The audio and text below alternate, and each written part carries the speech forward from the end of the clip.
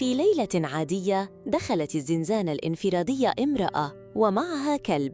لم يكن أحد يعرف من هي ولا كيف سمح للكلب بالدخول، لكن من تلك الليلة تغير كل شيء داخل جدران السجن. الحراس بدأوا يهمسون، والكلب لم يكن كأي كلب. فماذا حدث داخل الزنزانة المغلقة؟ ومن كانت هذه المرأة حقاً؟ وماذا كانت تفعل مع الكلب؟ لا تنسى الإعجاب بالفيديو والاشتراك في قناة حكاوي وأسرار وفعل الجرس لتصلك كل القصص الحقيقية الصادمة والمختلفة. وصلوا على النبي في التعليقات وشاركونا من أي دولة تتابعنا. والآن لنبدأ الحكاية. في تلك الليلة المظلمة دخلت السجن امرأة لم يعرف أحد من هي. كانت ترتدي عباءة سوداء طويلة وعيناها تلمعان كأنهما تخفيان قصة لا تروى. بجانبها كان يسير كلب رمادي ضخم من نوع هاسكي يبدو وفياً ومخيفاً في الوقت ذاته. لم تنطق بكلمة، فقط دخلت الزنزانة الانفرادية بهدوء وسمع صوت إغلاق الباب خلفها كأنه فصل جديد من رواية غامضة. مرت الليلة الأولى بصمت غريب، لم تصدر المرأة أي صوت ولم تلمس الطعام الذي وضع لها، بينما ظل الكلب جالساً أمام الباب يحدق في الجدار المقابل كما لو كان ينتظر شيئاً.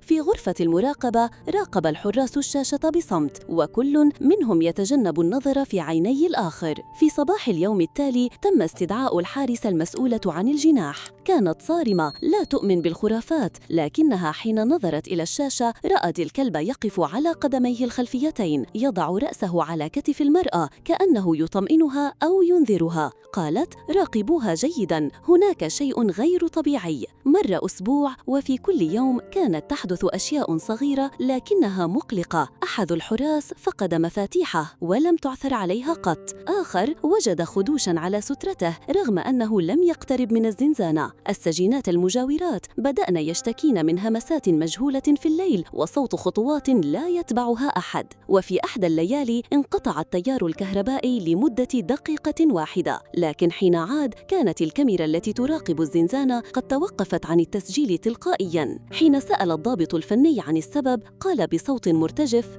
ده أول مرة يحصل، الكاميرا دي عمرها ما وقفت ولو لحظة. ازدادت الأمور غرابة، الكلب أصبح أكثر حدة في تصرفاته، لا يأكل إلا إن أكلت هي، ولا ينام إلا بجانب الباب. وفي ليلة استيقظت على صوت نباح عنيف، فنهضت المرأة لتجد أن نافذة صغيرة في أعلى الزنزانة كانت مفتوحة رغم أنها لا تفتح من الداخل. حين أبلغ الضابط المسؤول أمر بتفتيش الزنزانة بالكامل، لكنهم لم يجدوا شيئاً. وفي اليوم التالي عثر على رسالة ورقية ممزقة داخل حذاء أحد السجينات في نفس الجناح، كتبت فيها بخط واضح: هي ليست وحيدة، الكلب يعرف الحقيقة. انتشرت الرسالة كالنار وتحولت المرأة الغامضة إلى لغة حي. من هي؟ ولماذا الكلب معها؟ هل هي مسجونة فعلا أم جاءت بنفسها؟ جاء مدير السجن بنفسه للتحقيق، فدخل الزنزانة برفقة 2 من الضباط، لكن قبل أن ينطق بكلمة قفز الكلب واقفا حدق في المدير بعينين ثاقبتين ثم أطلق نباحا واحدا صاخبا جعل الرجل يتراجع دون أن يدري.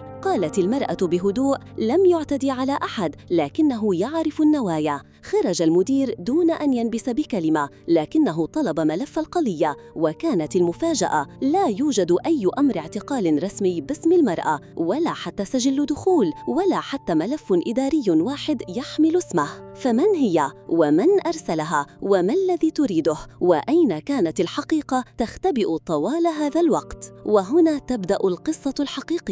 لم يتأخر رد السجن المركزي، وبعد ساعات دخلت لجنة تحقيق خاصة طلبت مقابلة المرأة فوراً، لكنها رفضت الكلام وقالت: لن أفتح فمي إلا أمام من أرسلني. سألوها: ومن أرسلك؟ فأجابت: العدالة. في تلك اللحظة كان الكلب ينهش شيئاً مدفوناً أسفل أرضية الزنزانة. استدعوا الفنيين، وبالفعل وجدت قطرة بلاستيكية دقيقة شريحة تجسس كانت تسجل كل ما دار داخل الزنزانة بالصوت والصورة. حين فحصت الملفات ظهر كل شيء: أحاديث بين الحراس عن تهريب، واعترافات بالاعتداء على سجينات، وأوامر من ضباط كبار بإخفاء الحقائق. لم تكن المرأة المرأة سجينة فعلاً، كانت ضابطة مخابرات متخفية، والكلب وحدة مراقبة حية درب ليحميها ويوصل الأدلة. انهارت منظومة الفساد، وأصبحت الزنزانة رقم 7 أشهر من كل المحاكم.